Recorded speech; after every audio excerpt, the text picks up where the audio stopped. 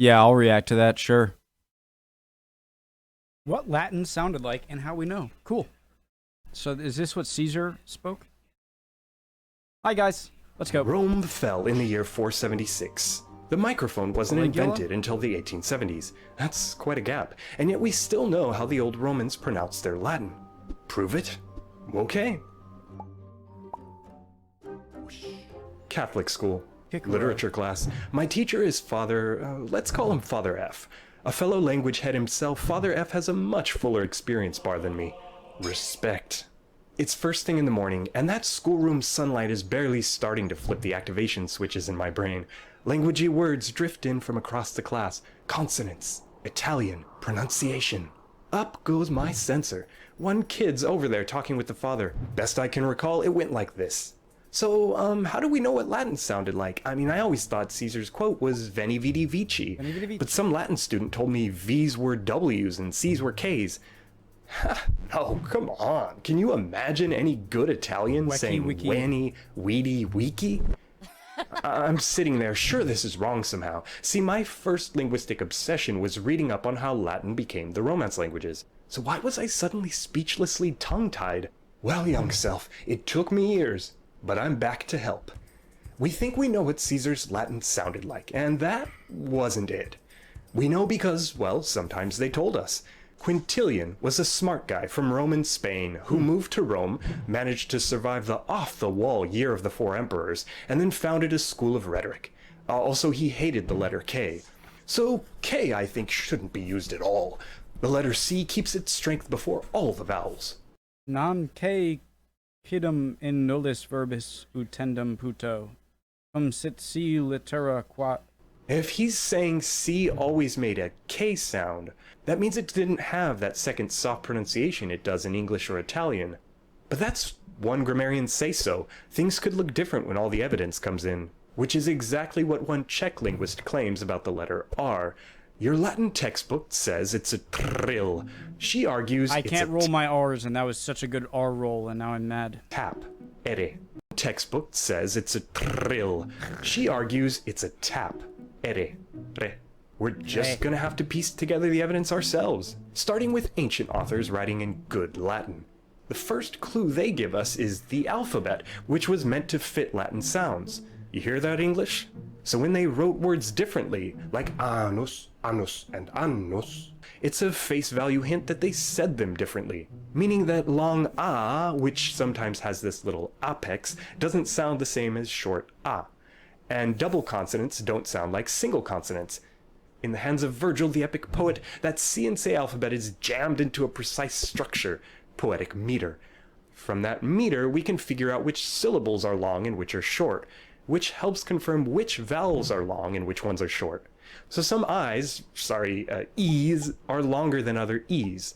But go look for short E on inscriptions and you'll find something interesting. Or won't find, because it might be representing an A. Why? Well, it makes sense if short E wasn't only shorter than long E, but it also had a different sound, a sound closer to A, a kind of I.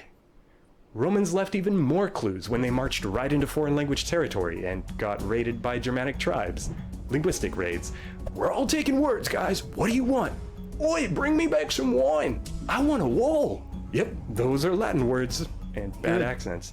And they make it look like vuz were was at the time, something we'd already be suspicious of from poetry and word pairs. So yes, good Latin was spreading, but back home, the Roman rabble was busy turning it bad. Good Latin writers noticed, though, and even included characters speaking the bad Latin, the sermo vulgaris, especially for a good laugh. But bad Latin can still be good evidence. Down in Pompeii, before the tragedy, a random guy comes along and graffitis the place to make sure we'd forever know that he stopped here with his brother. He does something vulgar, though. He drops the H in the word here. Just a little mistake, right?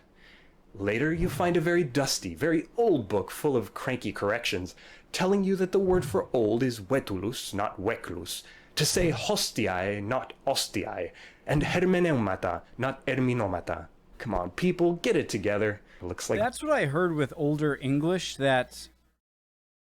Like, I remember a professor in Western Civ or a different history class. It was Western Civ. Was like fluent, like he could read and pronounce Old English, and he would do it sometimes. And it seems like you pronounce everything. It seems like you pronounce every letter. Like there is no letter that you do not enunciate. Like knife was knife, or like knifey, like knifey, or something like that was just for instance. Pompeii Bros weren't the only ones. Erminomata. Come on, people, get it together. It looks like the Pompeii Bros weren't the only ones dropping their H's. These mistakes are an interesting kind of proof. I mean, you probably wouldn't beg me to stop dropping my H's unless people were indeed dropping their H's. But what was once linguistic heresy eventually turned into romance. Languages. These all have something to teach us about Latin. Wait, how can new languages be?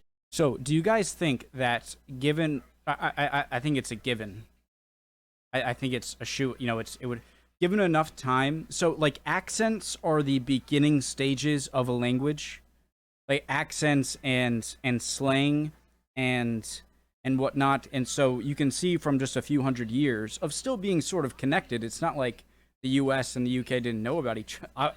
We broke away from the UK, obviously. But... So, that, like, eventually, given enough time, we would become our own language because we would end up coming up with a slang of every word that we had in common, and then you can't understand each other. The evidence for a dead one. We'll take Spanish or Italian A.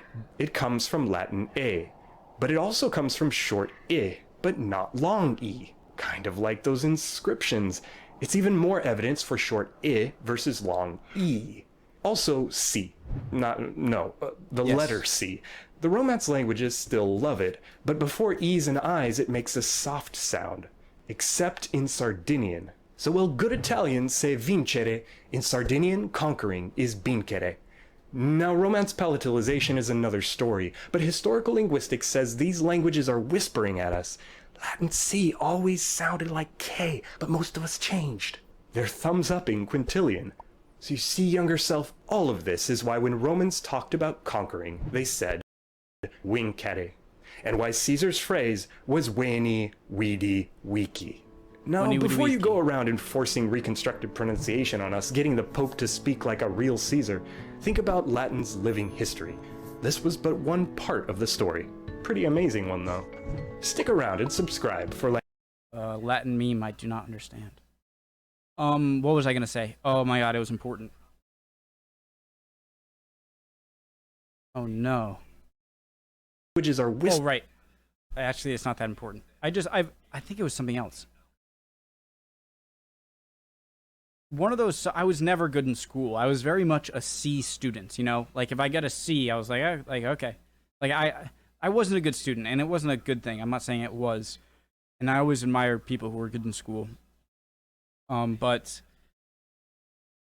language, like, was especially difficult for me. Like, math came pretty easy to me. Like, math was always my favorite subject because it made sense to me. It you know, it was a right or a wrong answer. It wasn't, which sometimes in grammar it can be. But I was just so terrible in language and like all the like suffix and prefix and noun, verb, like I all that stuff just.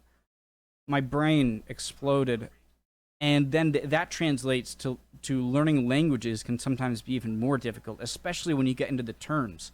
It's like, oh, like you're teaching me about a different language. Oh, like that means like that's a suffix of this. I don't even know what a suffix is. Okay, I need to learn. But it was never. I hated languages, but it's something I'm becoming more fascinated in as I'm learning about history. They go hand in hand.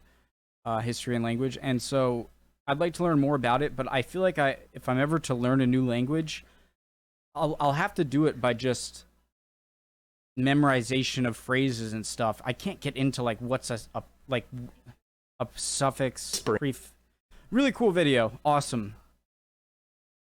Hope you're all doing well. All right, interesting video. Again, I'm not great with languages, but this is a cool channel, Native Lang. See you guys next time. Hope you're all doing well. If not, chin up. You'll be good soon. Bye.